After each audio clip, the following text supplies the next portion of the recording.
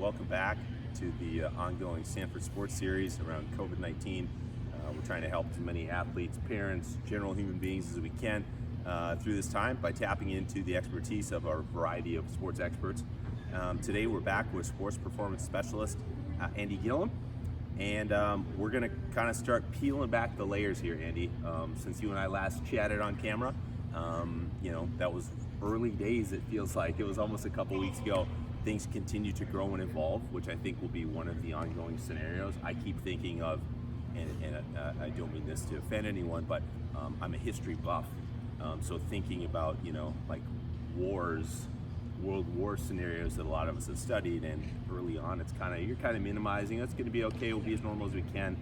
And then fast forward to a year and people are desperate and this whole tenor has changed. So we anticipate there will be levels and layers as this move on. Today we're going to continue though to talk to parents. I think athletes at this point, we hope, although we'll get into that a little bit, are getting a lot of resources like what we're trying to do online, hopefully some home workouts, hopefully their own coaches, strength coaches, etc. I've been in touch with them and trying to encourage them to do the right thing.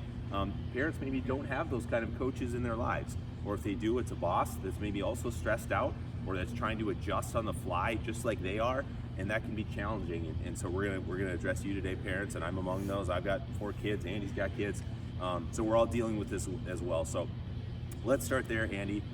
Parents right now are stressed out. There's the unknown. In some cases, there's the known, which may be job layoffs. Your kids are now trying to work from home. You're trying to be conservative with money. Your schedule's all out of whack. Days don't mean anything anymore.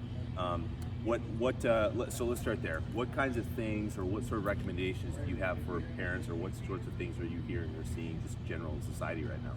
Yeah, the first part is awareness, and I say that because we need to be aware that how different our schedule is. And in the house, everyone has their different roles normally. Those roles aren't being filled right now at the same time by the same people. And because we are home more, the dishes stack up, and we're trying to cook healthy, and so more dishes stack up.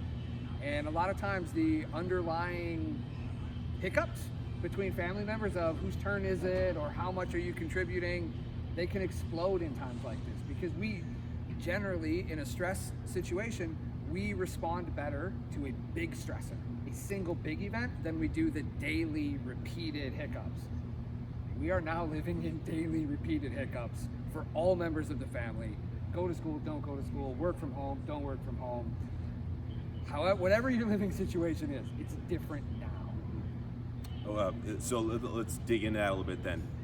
What are some, I'm a big, what can I do, right? I like to think I have control, even though I don't. Routines, is it, like in my house, not to throw my kids under the bus, but they're pretty mediocre at best about helping around the house normally. So we try to now make them do more things. This is exposing me as a terrible parent here, by the way, but things they wouldn't normally do. Now there's that initial fight, but we're going, man, we do have more dishes to do. We need some help, and I'm going to put the little people to work to do that. But again, is it routines? Is it additional chores? What are things that people can maybe try and structure in to help themselves while also keeping the kids busier to alleviate some of that stress? Yeah, first, be honest with your kids. Say, holy smokes, I'm used to working from home 3 hours a week. Now I'm here 35 hours a week where I need to be working. That means I have less time to do the other things. I'd really appreciate some more help from you. Just being honest, but a lot of times parents don't want to do that. They don't want to show that vulnerable side Sure. to their kids. They don't want to show that I need help and actually say that out loud. So they just poke and say, go do this. Well, then the kid, no, I don't understand. Why do I need to do this? And it's because I said so. Well, that never goes well, right? I don't care how old your kids are, Right. even if my parents tell me because so, I'm still not buying it now, right? I want a real reason. So having that idea of just, look, be honest. Tell them, we got a lot more dishes. We need a little bit more help out of your end. Yeah, I love the word you use there, vulnerable. I heard somebody say the other day, and I think it was in a LinkedIn type setting, but that there's a value to vulnerability. Sure. And I believe that. I think it's genuine. I think we're seeing that in a lot of different aspects of life. So that's great advice. That's a business leadership thing. For the last 4 or 5 years, Brene Brown has really hit that idea of how do you be vulnerable, and how do you, as a leader in a professional setting, how do you do that? Well, it's even more important at home. If you can't be vulnerable at home with your family, your people, particularly now as we social distance across everybody else, who we surround ourselves with, we need to be able to be vulnerable with them, just from a basic psychological status. Sure. Likewise, we'll turn gears a little bit to the older kids. Older kids probably are, again, they've got all of a sudden more time. Again, my own kid normally is scheduled to the gills, busy with work, with school, with activities, with friends, with yada yada. Now that's all off the table, other than some school, and she's done a nice job with that. It leaves kids more time to be on their phones, hopefully interacting positively with people, but also exploring weird corners of the internet. Let's talk about that. We may see odd behaviors from our kids at this time, whether it's related to general life or physical fitness. Again, what kinds of things are you seeing, and what sort of advice do you have for parents that are maybe seeing some of these behaviors that are a little atypical? Whether well-intentioned behaviors, trying an odd fitness fad, or things that are just really out of character and a little off the wall. Sure, so 2 points there. First, the story. The story is that I've had I do a lot of work with gymnastics, and so it's a body weight sport, right? Sure. And when we're not in the gym, when we're not being able to do that, it makes more of a difference. We notice that more, right? Wrestlers notice when they're up or down a pound or two sort of thing. They're that in tune with their body. So one of the things that I've heard is, well, what we want to do, and this is a dark corners of the internet thing, right? There's people that think this works. We're gonna coat our stomachs, our chest in Vaseline, and then we're gonna saran wrap ourselves. And that's what we're gonna do to lose weight in this time. Please don't. Please don't. That's not what we want to do. Right. But that's an example of the dark corners of the internet. So be mindful of that. And that's the second point. As a parent, in your commentary there, it was sort of assumed that the parent is noticing things. I'm not buying that, because the parent is doing more dishes, more stress from work, more stress from chores at house, more stress from their boss, more stress from trying to be a teacher to their kids who aren't in school. All of those pieces, I'm just not sure that all the parents are able to recognize some of the things that they normally would recognize in regular old life. Right.